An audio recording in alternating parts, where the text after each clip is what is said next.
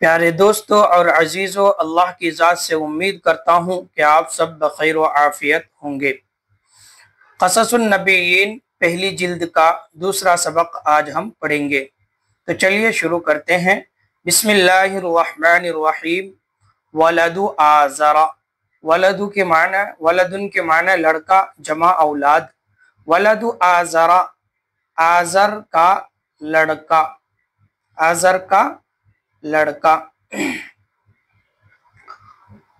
ولد مضاف، آزر مضاف الیہ، مضاف الیہ مل کر مرکب اضافی ہو کر مبتدائی محذوف کی خبر۔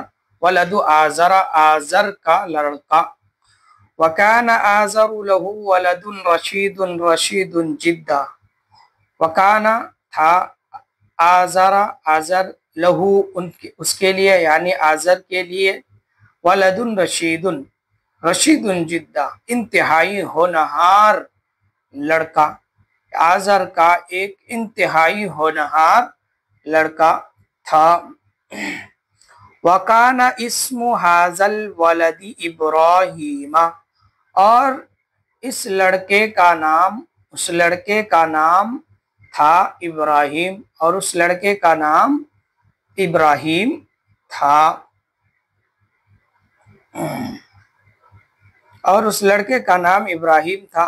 وَكَانَ إِبْرَاهِيمُ يَرَى النَّاسَ يَسْجُدُونَ لِلْأَصْنَامِ، اور حضرت ابراہیم علیہ السلام یرا کے معنی دیکھتے تھے، کانا کے معنی تھا، اور حضرت ابراہیم علیہ السلام دیکھتے تھے الناسا لوگوں کو، یسجدون للأصنام کے سجدہ کر رہے ہیں بتوں کو۔ حضرت ابراہیم علیہ السلام لوگوں کو دیکھتے تھے کہ لوگ بتوں کو سجدہ کر رہے ہیں۔ وَيَرَى النَّاسَ يَعْبُدُونَ الْأَصْنَامَ، اور لوگوں کو دیکھتے تھے کہ بتوں کی عبادت کر رہے ہیں۔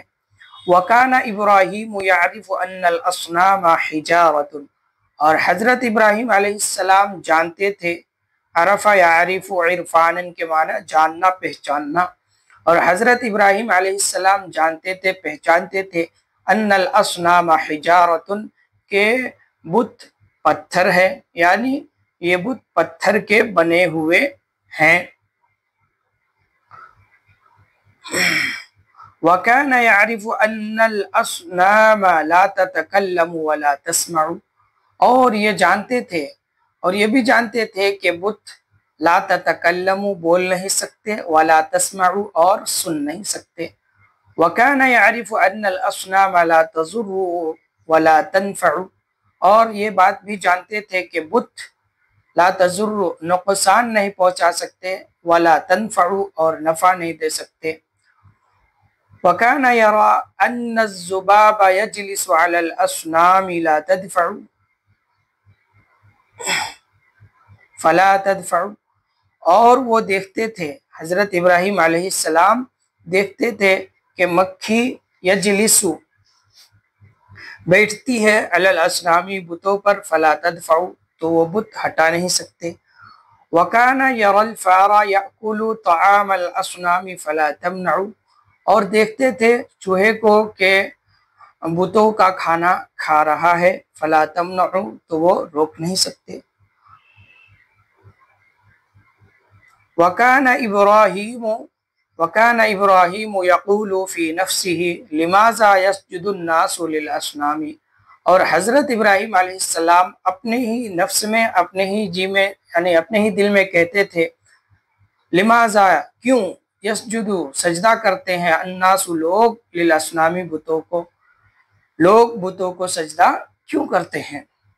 وَكَانَ إِبْرَاهِيمُ يَسْأَلُ نَفْسَهُ، اور حضرت ابراہیم علیہ السلام اپنے سے سوال کرتے تھے، اپنے سے پوچھتے تھے،